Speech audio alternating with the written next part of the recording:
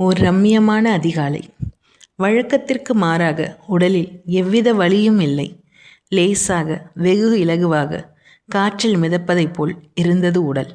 என்ன வினோதம்! அத்தனை வலியும் ஓர் இரவு உறக்கத்திலேயே கரைந்து விட்டதா? உள்ளம் கூட சற்றும் கனம் இல்லையே. மனவலியும் மறைந்து விட்டதா? என்ன ஆச்சரியம்! இத்தனை குதூகலமும் மன நிம்மதியும் இதுகாரும் நான் அனுபவித்ததே இல்லையே. மழலையின் முகம் பார்த்தால் வலியாவும் கரையும் என்பார்கள். அது கூட நிகழ்ந்ததில்லையே. என் மழலையின் முகம் பார்க்கும் பொழுதெல்லாம் இவனால் ஒரு உயிர் கூட கண்ணீர் சிந்தா வண்ணம் வளர்க்க வேண்டும் என்ற பொறுப்பு மட்டும்தானே கண்முன் தெரியும்.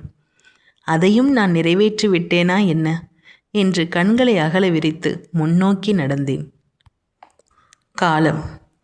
ஆம், இறுதி நிமிடத்தின் வரவேற்பாளர். என் கண் முன்னே தெளிவான நீரோடை போன்ற அமைதி நிறைந்த முகத்தில் சிறு புன்னகையோடு நின்றிருந்தார். மட்டற்ற மகிழ்ச்சியில் நான், என் வாழ்வின் பெரும் ஆவல் நடந்தேறப் போகிறது என. அமைதி கொள், இன்னமும் உனக்கு ஏதேனும் ஆசைகள் உண்டா என்றார். நான், எப்பொழுது, மரணத்திற்கு முன்பா பிறகா என்றேன்.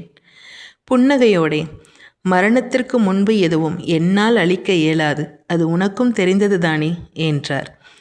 ஆம், அது முழுக்க முழுக்க எனது வாழ்நாளின் பாவ புண்ணிய கணக்குகளை பொறுத்தது என்றேன். சரி, கேள் என்றார். அதிகம் எல்லாம் இல்லை, 2 ஆசைகள் என்றேன். 1, அதிக நேரம் என் உடலை கிடத்தாமல் குளிப்பாட்டாமல் என்னை எரியூட்ட அனுப்ப வேண்டும். ஏனெனில் என் அனுமதியின்றி பிறர் பார்வையோ ஸ்பரிசமோ என்னை தீண்டுவதை நான் ஒருபோதும் விரும்ப மாட்டேன். சரி, மற்றொன்று என்றார். நான் இறக்கும் வரை தவிர்த்த எந்த ஒரு உறவும் என் இறுதிச் சடங்கில் பங்கேற்கக்கூடாது என்றேன். அது எப்படி சாத்தியம்? இறுதி அஞ்சலி செலுத்தக்கூட தடையா என்றார்.